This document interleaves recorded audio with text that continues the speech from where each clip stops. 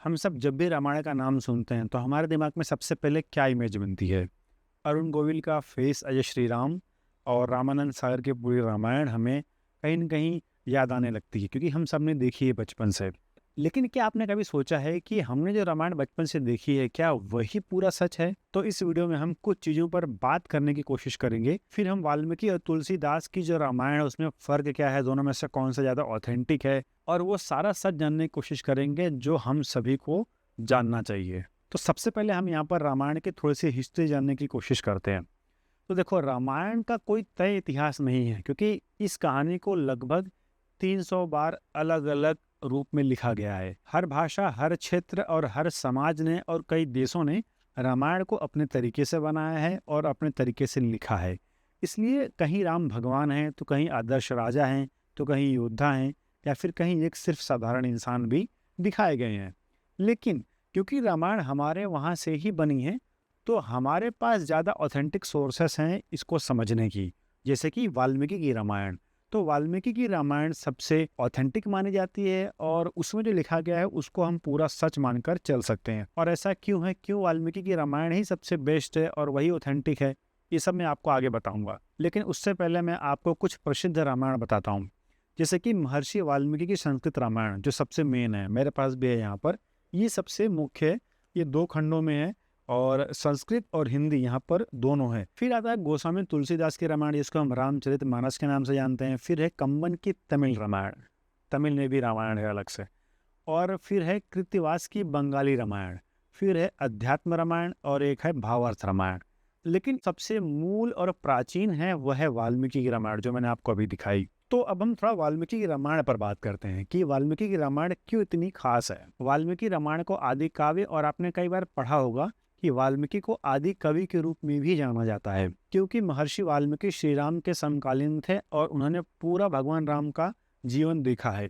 तो उन्होंने जो भगवान राम के बारे में जो लिखा है वो ज़्यादा ऑथेंटिक हम यहाँ पर मान सकते हैं। क्योंकि आपने रामचरितमानस में भी या फिर रामानंद सागर की रामायण में भी आपने देखा होगा कि जब सीता माता वनवास के दौरान वाल्मीकि के आश्रम में जाती है शरण लेने के लिए, तो वाल्मीकि का आश्रम वही है जिन्होंने ये लिखा हुआ है पूरा वाल्मीकि की रामायण। तो ये वही वाल्मीकि है।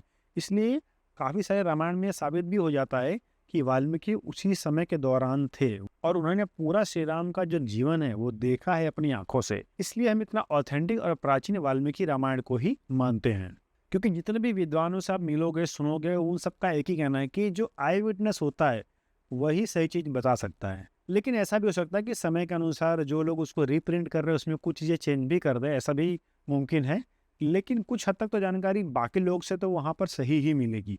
इसलिए श्री राम के बारे में जितनी भी बातें लिखी गई हैं उनमें जो महर्षि वाल्मीकि ने लिखी है वो हम एकदम सच मानकर चल सकते हैं। अब जानते हैं कि महर्षि वाल्मीकि ने जो रामायण लिखी है उसमें श्री राम कैसे हैं। तो सबसे बड़ा फर्क यही आता है कि वाल्मीकि की रामायण में श्री राम भगवान कम और एक आदर्श मनुष्य ज्यादा हैं। उन्हें दुख होता है, उन्हें क्रोध आता है, वे संघर्ष करते हैं, वो हंसते हैं, वो दुखी होते हैं, सब कुछ वो एक मनुष्य की तरह ही महसूस करते हैं। हाँ, ये बात जरूर उसमें बताई गई है कि वो ईश्वर का ही रूप है, लेकिन उन्हें खुद भी पता नहीं कि वो ईश्वर का रूप है और वो एक आदर्श मानव जीवन ही जी रहे हैं। और इसीलिए वे अपने कर्मों से उसमें महान बनते हैं, ना कि अपनी देवी शक्तियों से। यानी कि वाल्मीकि रामायण में श्री राम एक इंसानी चरित्र है जो कि अपने कर्मों से महान बनते हैं, अपने आदर्शों से महान बनते हैं। अब आते हैं तुलसीदास की रामायण रामचरितमानस पर।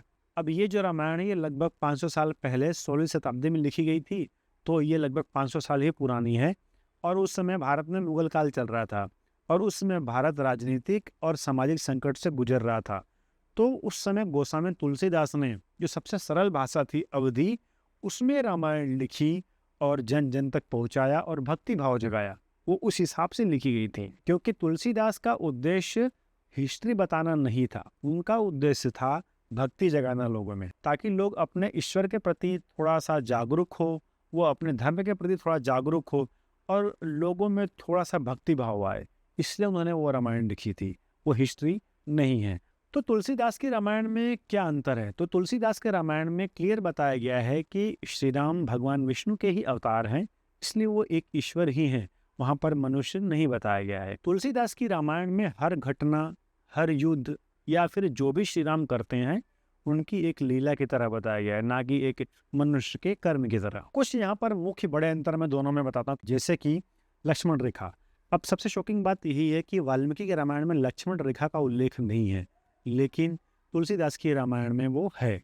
फिर ऐसे ही माया सीता का जो कॉन्सेप्ट है वो भी श्री रामचरितमानस में अलग है और वाल्मीकि की रामायण में अलग है। फिर अहिल्या का श्राप वाला जो पूरा सीन है, फिर स्वयंवर वाला जो सीन है पूरा रामायण में, जो हमने देखी है रामानंद सागर की, और हनुमान का जो स्वरूप है, ये सारी चीजें वाल्मीकि की रामायण में काफी अलग तरीके से बताई गई हैं और रामचरितमानस में काफी अलग तरीके से बताई गई हैं। फिर मैंने एक बात कही थी अभी थोड़ी देर पहले कि जैसे वाल्मीकि ने रामायण तो लिख दी, लेकिन वो उतने सालों से प्रिंट होती आ रही है हमारे पास, तो उसमें शायद कुछ चेंजेस भी हुआ हो। तो एक विवाद ये है कि उत्तरकांड जो है रामायण में वो बाद में जोड़ा गया है। वो इसलिए क्योंकि वो सबसे ज्यादा विवादित है, क्योंकि यही वो भाग है जहाँ पे सीता का त्याग, शंबुक का वध, लवकुश और श्री राम की जल समाधि जैसी घटनाएं हैं। बट रियल रामायण में ऐसा कुछ नहीं लिखा गया था। जरूर घटना हुई होगी राम के जीवन काल में, लेकिन रामायण में ऐसा कुछ लिखा नहीं गया था, ऐसा विद्वानों का मानना है। कई आधुनिक विद्वान और बड़ौदा का एक इंस्टीट्यूट है ओरिएंटल इंस्टीट्यूट, जिसके अनुसार उत्तरकांड मूल रामायण का हिस्सा नहीं है। और जो विद्वान बोलते हैं कि उत्तरकांड बाद में जोड़ा गया है, उनका तर्क ये है कि उत्तरकांड की जो भाषा है और जो शैली है वो पूरी रामायण से काफी अलग है, और उत्तरकांड से ही श्री राम का जो मानवीय रूप है वो धीमे धीमे ईश्वर होने लगता है, जो कि वाल्मीकि की रामायण से थोड़ा अलग पड़ जाता है। अब आते हैं रामानंद सागर की रामायण। अब ज्यादातर लोग हम में से इसी को सच मानते हैं और इसी को हिस्ट्री मानकर बैठे हुए हैं, लेकिन रामानंद सागर की जब रामायण शुरू होती है टीवी सीरियल, तो वहाँ पर वो पहले ही बताते हैं कि भाई मैंने अलग अलग रामायण में से पढ़कर और फिर मैंने ये बनाया हुआ है, तो ये कोई हिस्ट्री नहीं है, वो सिर्फ एक टीवी सीरियल है, तो उसको वैसे ही समझना है। रामानंद सागर ने अपनी ज़्यादातर कहानी जो लिखी थी वो उन्होंने तुलसीदास की रामायण में से ही ली हुई थी, इसलिए काफ़ी सिमिलरिटी है उसमें। इस सीरियल की अगर थोड़ी सी बात करूं तो यह सीरियल 25 जनवरी 1987 से 31 जुलाई 1988 तक ये चला था, और उस टाइम पर ये डीडी नेशनल पर ही प्रसारित होता था। इसके कुल 78 एपिसोड थे, 78 एपिसोड्स। इसमें कई दिक्कतें भी आई थी। जब ये शो बनना शुरू हुआ था तो इसमें काफी विवाद ये हुआ कि हम एक सेकुलर कंट्री है और हमारे देश में कई धर्मों के मानने वाले लोग हैं, तो कोई एक धार्मिक धारावाहिक या सीरियल नेशनल टीवी पर नहीं दिखाया जा सकता, और इसीलिए इसको ग्रीन सिग्नल नहीं मिल रहा था कि ये ब्रॉडकास्ट हो पाए।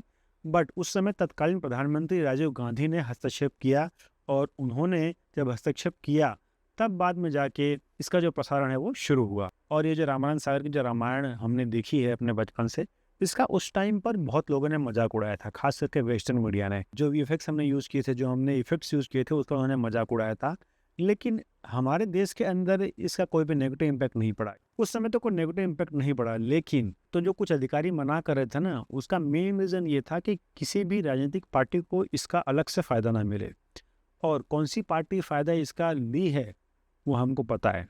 आज हमारे सामने सब कुछ है कि श्री राम का सबसे ज़्यादा फायदा अगर किसी ने उठाया है तो वो किस पार्टी और किस सरकार ने उठाया है।